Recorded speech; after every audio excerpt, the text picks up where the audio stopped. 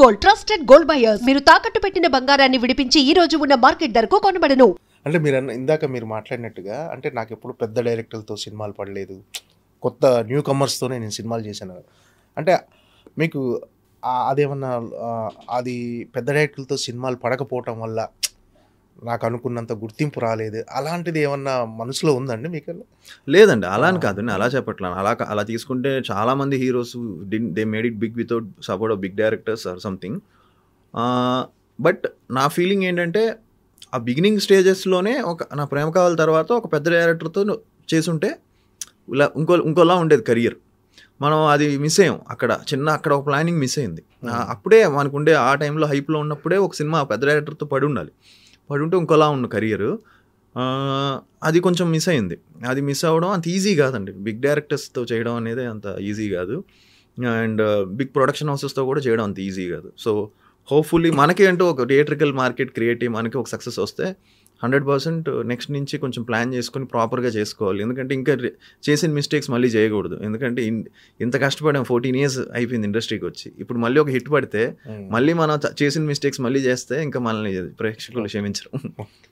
అంటే పిజే శర్మ గారు, ఆది సాయి కుమార్ గారు, నెక్స్ట్ మన ఫ్యామిలీ అంతా మీకు సినిమా ఇండస్ట్రీ బ్యాక్గ్రౌండే. అవును.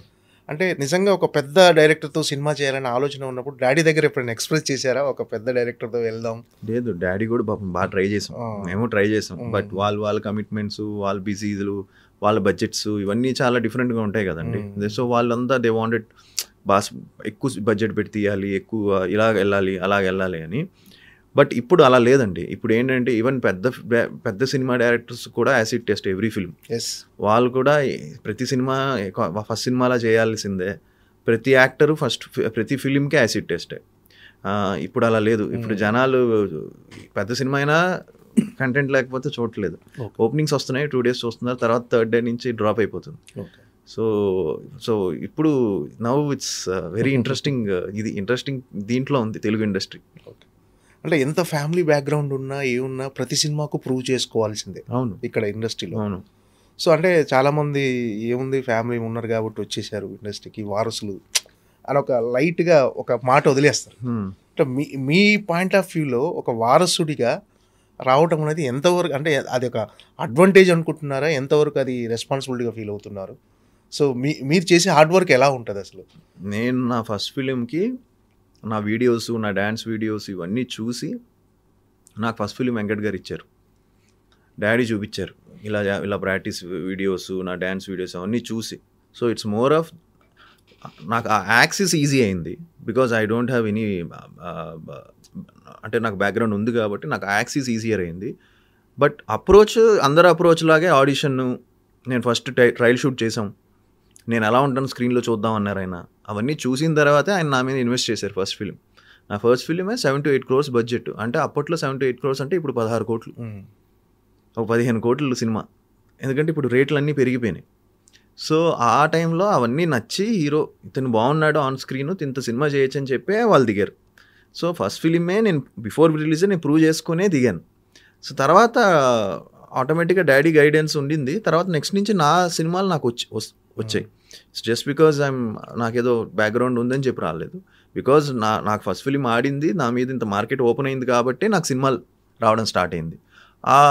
సో ఎవరైనా సరే నెపోటిజం ఉన్నా లేకపోతే ఫాదర్ బ్యాక్గ్రౌండ్ ఉన్నా వాళ్ళు ఇండస్ట్రీలో ఉత్తినే వాళ్ళ కొడుకని చెప్పి ఒక సినిమా రావచ్చు, కానీ తర్వాత నుంచి మన స్వయం కృషి మనం ప్రూవ్ చేసుకోవాల్సిందే.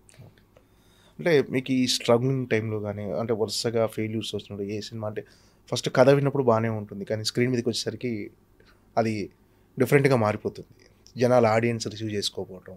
ఈ కన్ఫ్యూజన్లో ఎప్పుడైనా డైలమాలో డిసప్పాయింట్ అయ్యేవారా? అసలు ఏంటిది, ఎందుకు ఇలా జరుగుతుంది?